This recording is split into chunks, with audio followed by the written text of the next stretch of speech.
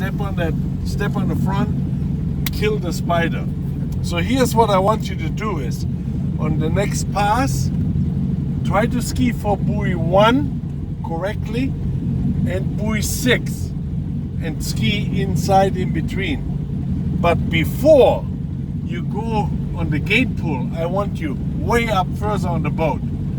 In order to get further on the boat is when you start your pull out, through the entire progression of getting wide on the boat, you gotta feel the hands staying down. Don't start pulling out and feel the hands going up, okay?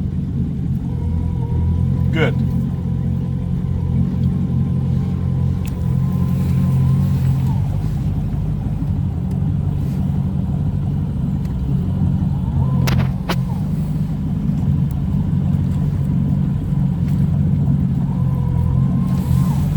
Look it up.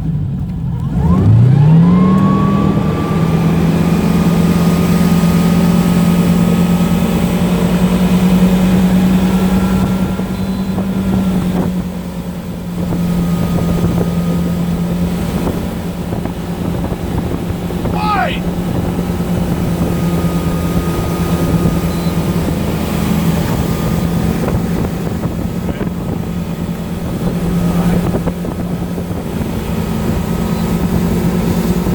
Good. He really lets it ski fly. Jaha.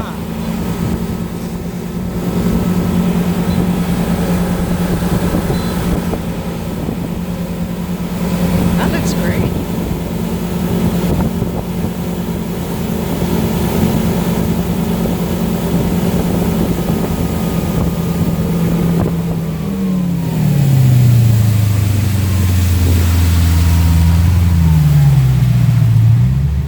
All right, Matt, very nice. I forgot about buoy 6. Yeah, that's okay. I saw that. That's okay. But okay, now you actually did it right. But I'm sorry, say that one more time. Can we get that on film? yeah, you did that correct.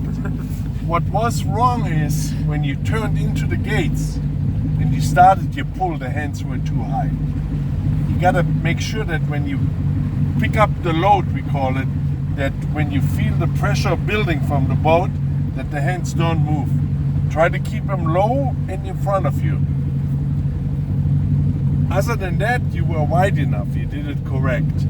But then on number 2, on number 1, for the second point I make, you're rushing the turn. You got to stay with the turn a little longer. So I have a better angle at 2. Yeah, let the ski finish. That gives better angle. Okay? Good. So 1 and 6. And make sure that when you feel the rope load, especially after the turn for the gates, don't let the hands pop, okay? Look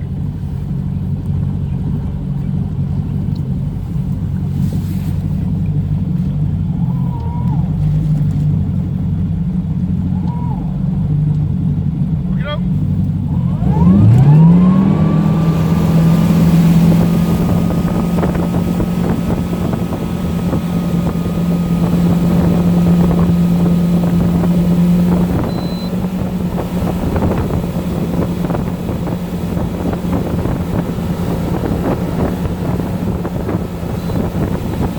Stay in your turn.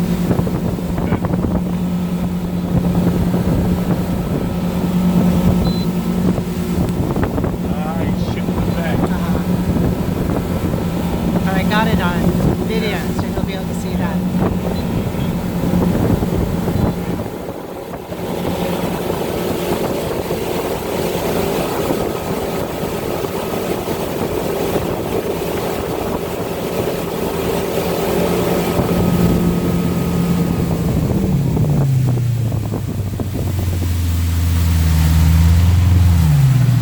That. Very nice on 1 and then you stop pulling. So that's another thing is, we call that the transition to the front foot of the second wake. Now, the gate pull at number 1 was exactly what I wanted you to do. You actually had perfect angle coming off the backside of 1. But then from the second wake to number 2, you coasted. We call that coasting. And if you coast, you weaken or you have a weak transition to the front foot, and that causes the ski not to swing out. So you were in perfect position after 2 to go wide into 2. Instead, you come off the second wake and you coast. That means when you coast, the load, the pressure from the rope relaxes, and that kind of hinders or makes the transition to the front foot weak. So what I want you to do is when you come off the second wake, I want you to feel tension in the rope at the time you go to the front foot. You don't have to do much.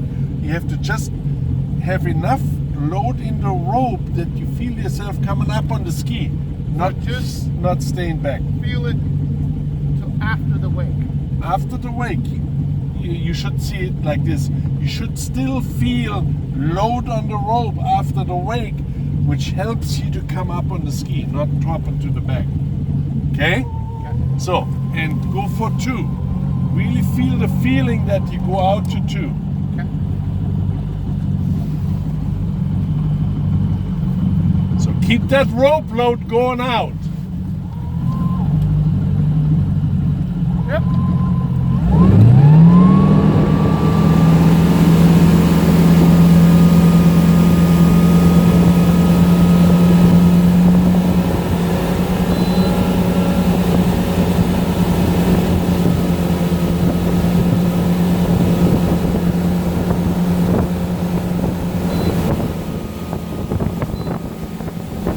Load! There we go. Yeah. All right. Wow. There we go.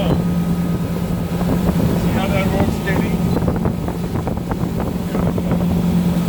Nice.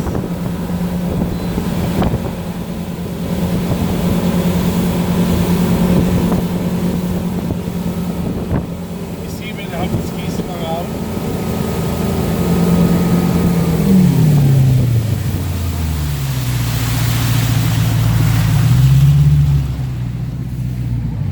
See how that works? A little bit different. Yeah. So here's an interesting thing, Matt, because that's important, that the transition to the front foot has to take place while still having load in the rope or pressure against the boat. If you coast, the ski yaws down course. If you keep the rope load in the transition, the ski rolls out. It's like a pendulum effect. Now some of the pro tournaments now, in the boats, they're so-called load meters, so the driver can see. And when you watch the pro skiers, when they come off the backside, the needle goes, and reaches its peak right off the second wake, where they make the transition. Now do that again, that look good. That's, when you come off the second wake, and you start coasting, your trajectory in the course is downward. If you keep the road load, it keeps diagonally out, the outbound. Very good.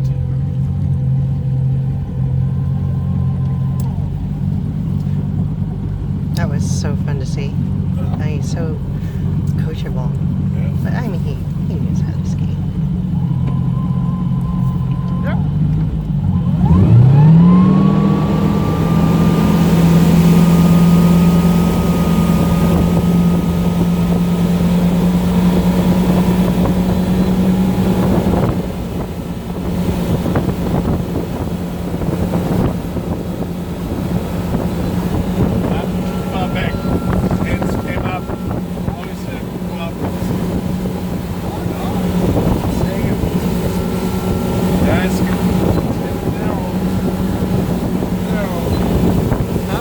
Losing position a little. But okay. See that? The only reason that he lost there was when he got through the gates, the hands moved up. It's amazing what you can see. Or can you feel it on a boat? Or is it a little bit of everything? Hey, Matt, what you we got later and later, right? What do you think happened? Did you have rope load on the turn? I was assuming it was the boat driver. You actually had rope load on the boat, on the rope through the course. One minor mistake. What do you think what prevented you from managing the course like you did on the previous one? One simple thing. When you turned into the gates, through the gates itself, it dropped you back on the ski. My hand back on. No, it dropped you back on the ski. You started out correct. And the reason why is, by the time you got to the first wake on the gate, the hands moved from here to here. And if this is buoy 1, instead of finishing your turn on the backside here, you finished it here. Now you're in trouble for the second half. You're still okay for buoy 3, maybe 4. But then when you get further down the course, you run out of room. So I came up. The hands popped up. Going after the gate. Hitting the first wake on the gate. Going to the first wake.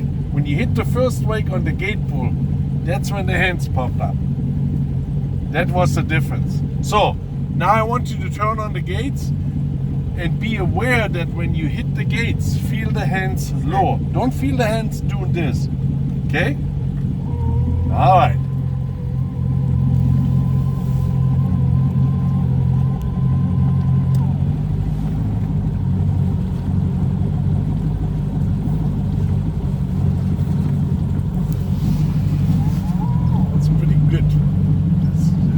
Shows you again that the two-handed turns, and that's a good practice.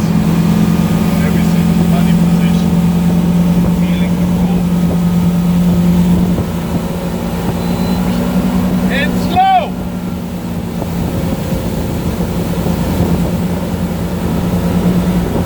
Keep them low, low, low! There you go, that's it. Yeah. All right. The back sides get immediately better.